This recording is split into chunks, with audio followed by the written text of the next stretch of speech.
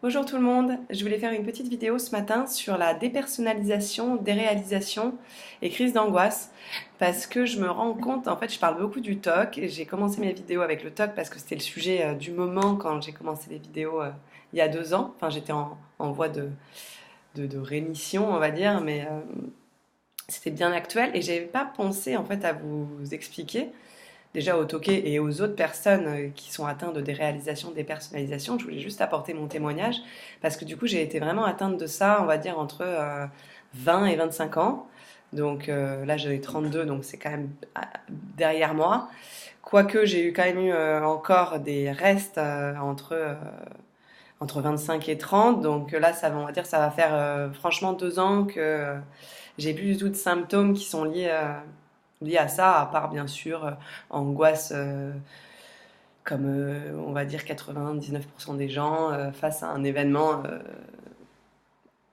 particulièrement angoissant, ou moi personnellement j'ai quelques phobies, des phobies, donc forcément si je me retrouve face, je vais avoir de l'angoisse qui va revenir, mais je ne suis plus du tout atteinte de cette sensation de dépersonnalisation, déréalisation. Donc je voulais vraiment faire une vidéo là-dessus parce que en fait,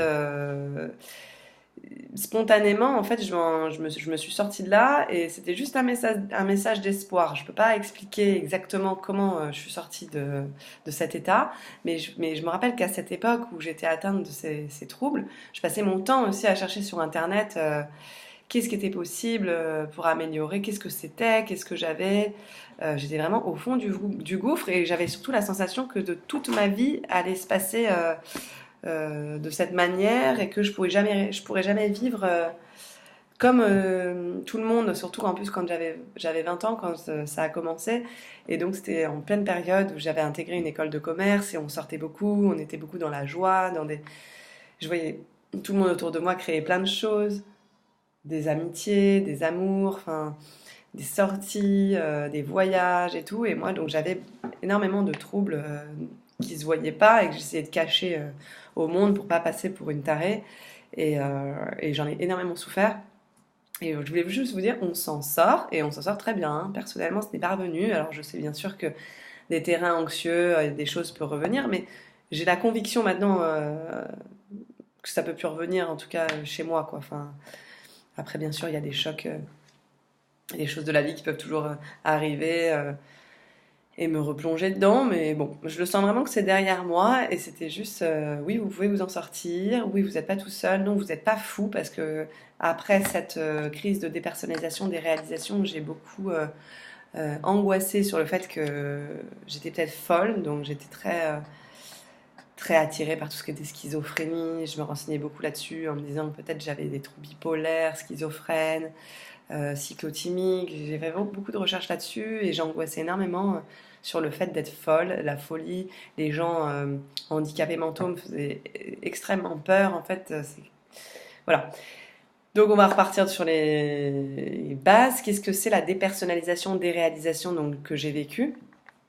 C'était une sensation, en plus je travaillais dans la restauration à cette époque-là, alors je vous dis pas l'horreur. C'était une sensation en fait d'être dans mon corps et en même temps, enfin, en fait, d'être en dehors de mon corps physique.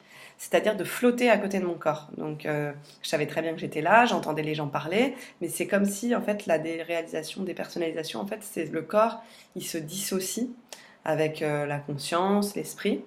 Et en fait, c'est une manière, c'est une protection, en fait. C'est-à-dire que euh, le cerveau, il va bloquer quand vous allez générer trop d'angoisse, quand il va y avoir beaucoup trop de sources d'angoisse pour vous que vous n'arrivez pas n'arrivez pas à gérer dans la réalité. Le cerveau, il va bloquer, il va stopper parce que ce serait trop dur pour lui à gérer. Alors moi, je suis pas du tout, comme je vous ai dit, je suis très, comment dire, j'ai une approche très énergétique en fait des, euh, des soucis, de l'anxiété, des troubles psychosomatiques et tout ça. Et j'ai pas vraiment les connaissances scientifiques et psychanalytiques, psychologiques. Donc si d'autres personnes veulent contribuer, préciser en dessous ce que c'est. Après, je sais que si on cherche des articles sur Internet, ils vont expliquer très clairement le pourquoi du comment. Après, moi, je m'intéresse plus trop au pourquoi du comment. En fait, j'essaie de... Enfin, de trouver la solution directement, enfin de demander. Je sais pas, vous savez, vous avez vu d'autres vidéos de moi, je fais des demandes à l'univers, de demander simplement, je ne sais pas. Je ne sais pas ce que c'est. Qu'est-ce qui est possible pour que ça s'arrête? En fait, au début, bien sûr, enfin, entre 20, 25 et jusqu'à présent, d'ailleurs, il n'y a que maintenant avec les outils d'Access Consciousness que je suis arrivée à cet état de, je ne sais pas, qu'est-ce qui est possible? J'ouvre les bras à l'univers et je me laisse porter. Parce qu'avant, bien sûr, j'étais dans la recherche, hein, donc j'ai énormément recherché d'infos sur des réalisations, des personnalisations, mais depuis le temps, j'ai oublié parce qu'il y a plein de choses qui se sont passées dans ma vie. Donc, si vous voulez des infos plus spécifiques et scientifiques, vous pouvez aller rechercher. Mais en gros, voilà, c'est le cerveau qui bloque, il est trop stressé, il y a trop de sources d'angoisse, un trop plein, et il peut pas le gérer émotionnellement, donc du coup, il coupe et il vous met à côté de votre corps. Et c'est affreux comme sensation parce que déjà, moi en tout cas, ça se traduisait par des vertiges. Et la pire sensation, c'était donc du coup d'être en dehors de mon corps, mais que j'étais, je marchais comme sur des œufs ou sur plutôt un skateboard, et que du coup mon corps il n'était pas stable et que je pouvais tomber. Donc c'était pas vraiment un vertige de oh, je le sens partir, mais c'était à chaque instant. Mon corps il était contracté comme ça, et je me rappelle, j'étais dans la restauration, je tenais des plateaux, et donc souvent, je pense que mes managers devaient penser qu'au bout de 3 ans, je ne savais toujours pas porter de plateau. Mais non, c'est qu'en fait, je me crispais au plateau, et souvent, je m'appuyais en fait sur les rebords du bar pour pas tomber, parce que pourtant, je savais que j'étais droite, je savais que j'avais pas de vertige, mais mon corps, j'avais l'impression qu'il penchait, et que si je m'accrochais pas, et si je résistais pas comme ça, j'allais tomber dans les pommes. Et ma plus grosse angoisse, c'était tomber dans les pommes. Et donc, je rassure toutes les personnes qui ont de la dépersonnalisation, des réalisations, et donc c'est l'angoisse. J'ai passé 2 ans à angoisser de tomber dans les pommes. Je suis jamais tombée dans les pommes. Et de plus, là où ça m'avait fait du bien, en fait, une information qui m'avait fait du bien, qui m'avait permis de lâcher, de me dire de toute façon, si je tombe dans les pommes, j'en étais arrivée à un moment, à un stade, ça m'avait permis de lâcher au niveau physique, de me dire, si je tombe dans les pommes, et ben c'est pas un drame en fait de tomber dans les pommes. Je vais pas mourir. Ça peut m'arriver à un moment donné d'avoir un vertige, et je m'étais renseignée justement sur parce que bien sûr j'avais de l'hypocondrie, j'étais hypocondriaque à ce moment-là, donc je m'étais renseignée sur voilà quoi, si je tombe dans les pommes, qu'est-ce qui peut arriver, est-ce qu'on s'en remet, enfin est-ce que j'avais peur que mon cœur s'arrête de battre, enfin, je pense que toutes les personnes là qui sont dans ce cas-là, elles vont se reconnaître. Et j'en suis tellement sortie que limite j'avais oublié de faire une vidéo là-dessus. Enfin vraiment, j'aurais jamais pensé faire une vidéo là-dessus. Ça m'est vraiment revenu hier. Et pourtant, j'en ai souffert, je pense, pendant, on va dire, allez, 2 ans ou 3 ans de manière. J'ai un peu du mal avec mes cheveux. Je sais pas, il y a un éclairage qui est affreux sur mon PC. J'arrive pas à le. Je sais pas. Il y a un souci, c'est pas grave. Je serai orange hein, aujourd'hui. Hein, on s'en fiche. C'est très très très bizarre. Et je vais essayer de toucher la webcam. Ouais, c'est un petit peu mieux. Voilà. Et donc, ouais, pendant 2 ans, j'ai souffert de ça, 2, 3 ans. Et après, j'ai eu des restes. Donc, après, c'était de l'hyperventilation que j'ai fait pendant très longtemps. Jusqu'à, je dirais, il y a 2 ans, pendant une période de 6 ans, même 10 ans, allez, entre 20 et 30, globalement, avec des petites périodes de rémission entre. J'ai eu de l'hyperventilation. Donc, une obligation de toujours reprendre mon souffle, c'était ça aussi, c'est très très très très fatigant parce que voilà, le symptôme majeur en fait de ces choses-là, crise d'angoisse, hyperventilation, déréalisation, dépersonnalisation, c'est que ça joue énormément sur le corps physique qui fatigue et on a l'impression qu'on s'en sortira jamais, que ce qui est très dur, c'est de voir les autres personnes qui ont le même âge que nous, qui ont une vitalité impressionnante, qui peuvent créer des choses dans leur vie, qui peuvent aller de l'avant, et que nous, on est bloqué simplement par ce corps. Enfin, c'est cette impression d'être bloqué par le corps. Et bien sûr, le corps n'a rien à voir avec ça. Le pauvre, au contraire, une fois que vous sortez de là, vous voyez qu'il est très très résistant, justement, qu'il a énormément résisté à toutes ces angoisses que vous avez et qu'il vous a porté jusque-là. Et en fait, c'est vraiment, bien sûr, mental. Hein, c'est au niveau du mental que ça se passe et qu'il faut trouver. Moi, je peux pas, comme je vous dis, je vais pas vous donner des techniques particulières. J'ai juste décidé, choisi de me sortir de là Et j'ai cherché des programmes, j'ai vraiment cherché par moi-même, cherché des bouquins de développement personnel, cherché énormément de choses. Et pourquoi je pourrais pas maintenant vous dire comment vous en sortir? Parce que je pense que actuellement, avec Access Consciousness, que je suis vraiment en train de, j'apprends en fait là-dessus. Pour l'instant, j'ai juste fait, enfin voilà, j'ai fait ma formation de praticienne Access Bars, donc je peux donner des séances de base. Donc des séances de base, c'est des, comme je l'avais expliqué dans une autre vidéo, vous pourrez aller voir.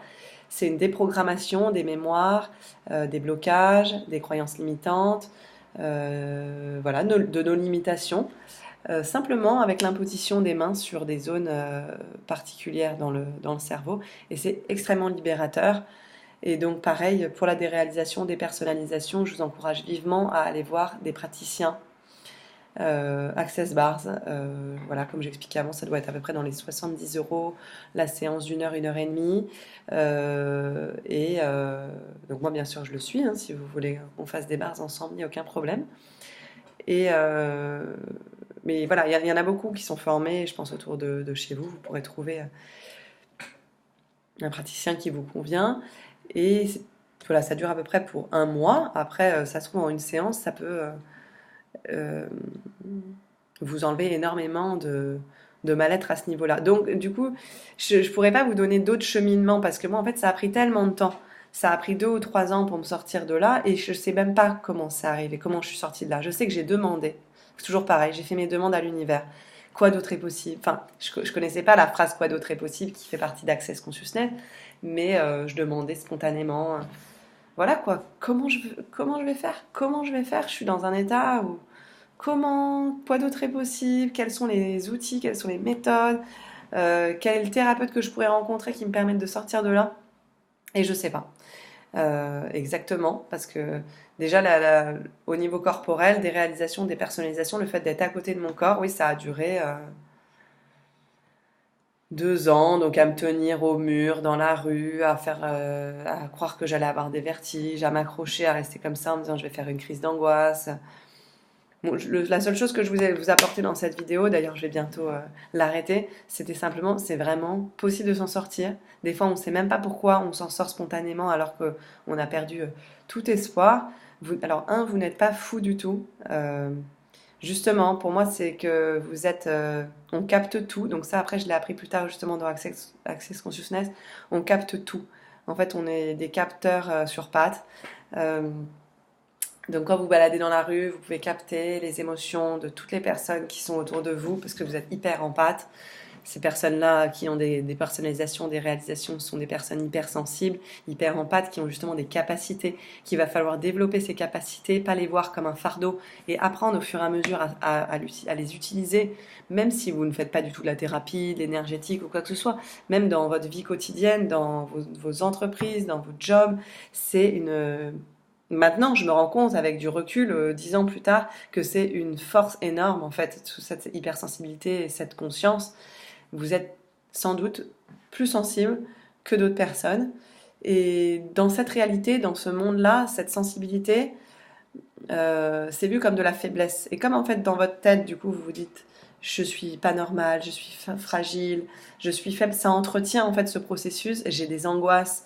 Je suis pas comme tout le monde, les autres comment ils font pour être mieux que moi et tout. On a cette sensation déjà de fragilité, de faiblesse. Et en fait déjà, quand on part de cette conscience-là, quand on a dans sa tête déjà ce schéma-là, ça continue. En fait, vous allez juste attirer ça, continuer à vous dévaloriser, à vous tirer vers le bas. Donc déjà, moi, je voulais juste vous apporter, vous êtes super comme ça et ça va vraiment contribuer à votre vie. Là, pour l'instant, c'est très difficile. Mais ça va réellement contribuer. Une fois que vous allez trouver votre clé, et c'est pareil dans le talk du couple, je donne jamais la technique, j'ai un peu du mal avec ça, avec la technique, parce que c'est votre chemin personnel, votre cheminement, tout ce que vous allez mettre en place pour pouvoir sortir de cette routine, même si des fois, vraiment c'est tellement long, et il y a tellement de hauts, de bas, de moments où on a l'impression d'avoir une prise de conscience, et des moments où ça redescend, et on se dit, mais putain, je croyais que j'avais touché quelque chose, et non en fait, et là on se rejuge, et on repart en jugement, mais je suis juste nulle, Non, non, non, mais c'est ça, c'est une impression. Mais en fait, vous grandissez, vous grandissez, vous grandissez, vous grandissez. Et arrive un moment où, par magie, ça s'en va. Donc, moi, par exemple, pour le talk du couple, j'y suis peut-être pas encore tout à fait. Voilà, j'ai vraiment énormément de légèreté par rapport à ces périodes où j'étais tout le temps dans la rumination. Je n'ai pas encore la clé totale de c'est bon, tout ça, c'est derrière moi. Par contre, par rapport aux crises d'angoisse, dépersonnalisation, déréalisation, c'est vraiment derrière moi. Il y a quelque chose qui a lâché d'un coup. Et je ne sais pas quelle prise de conscience j'ai eue à ce moment-là, mais en tout cas, ça, la magie a opéré. Donc du coup, croyez vraiment que c'est possible. Faites de ce trouble, qui est actuellement difficile, on est d'accord, une force, parce que vraiment dans le futur, ça va vous apporter, c'est une pépite d'or, c'est des pépites d'or, tous ces soucis-là. Vous allez capter des choses différentes des autres personnes, vous allez avoir des subtilités, des perceptions beaucoup plus fines, vous allez être plus performant dans tout ce que vous allez entreprendre. Et troisièmement, n'en ayez vraiment pas peur en fait, c'est parce que la peur du coup active le processus continu tout le temps elle nourrit en fait, enfin, la peur elle nourrit, c'est vraiment comme donner des pommes à des vers, voilà, on prend la peur et on se nourrit de ça, on se nourrit, donc le ver il grossit, donner plus de pommes au verre. Bon bref, c'était très bizarre comme métaphore, mais vous avez compris en fait ce que je veux. Parce que je fais toujours des vidéos très spontanées, donc du coup comme je prépare pas, je dis des fois des trucs un peu bizarres. Mais vous avez compris le message, c'est en gros la peur, elle alimente. Donc déjà vous n'avez essayé de ne plus avoir peur.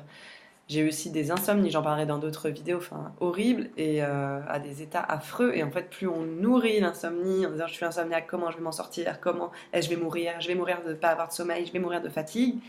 On la nourrit, on nourrit, ça continue. Je sais que c'est facile à dire, mais voilà, moi je vous mets un petit truc dans la tête. Prenez conscience que un, vous pouvez vous en sortir. Deux, c'est pas dramatique. Tout ça, ça va bientôt être derrière vous. Vous n'allez pas en mourir. C'est ça le jour quand même où j'ai compris. Voilà, il n'y a pas d'arrêt cardiaque suite à des crises d'angoisse. Si au pire on tombe dans les pommes, au pire je tombe dans les pommes. Voilà. Moi personnellement, ça m'est jamais arrivé. Hein. Ça fait 10 ans. J'attends toujours. Je suis pas tombée dans les pommes. À part voilà quand on m'a mis le masque à gaz avant une opération des dents de sagesse. Voilà, c'est tout. Il faut y aller quand même. Donc et posez-moi des questions. Vous pouvez me poser toutes les questions que vous voulez.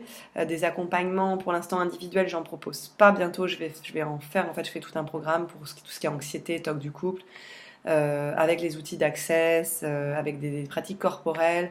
J'en ai parlé dans d'autres vidéos, mais pour l'instant, je suis en train de préparer tout ça. J'ai encore pas créé mon site, donc ça va venir. En tout cas, en attendant que je puisse faire un accompagnement. Posez-moi des questions, je vous répondrai. Et surtout, ça va me permettre de voir qu'est-ce que vous voulez savoir précisément. Vous allez contribuer justement à mes prochaines vidéos. Qu'est-ce que vous voulez savoir quelle réponse je peux vous donner sur un sujet précis. Et je vous répondrai, je verrai en fonction des gens, soit personnellement, soit dans une prochaine vidéo. Voilà, la dépersonnalisation, crise d'angoisse, c'est derrière moi, on peut s'en sortir, vous pouvez vous en sortir. On respire un bon coup et je sais que c'est facile à dire, mais vous allez trouver en vous les clés pour vous en sortir et pour en faire une force. Et après, vous pourrez partager avec d'autres personnes et faire avancer tout, les choses, le monde, les gens, contribuer. Et voilà pourquoi on est là, je pense. Voilà, je vous fais plein de bisous et à très bientôt.